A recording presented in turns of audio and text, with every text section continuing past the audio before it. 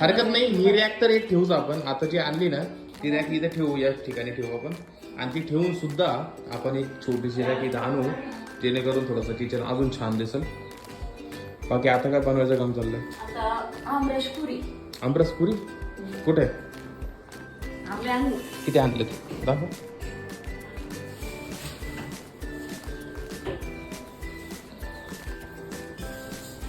आमरस पुरी बनवते. हे सागर हे किती आहे रे? 2.5 किलो आहे का? आम्ही खाल्लाय. सगळे हिरवे आणलेत. आम्ही खाल्ला ते.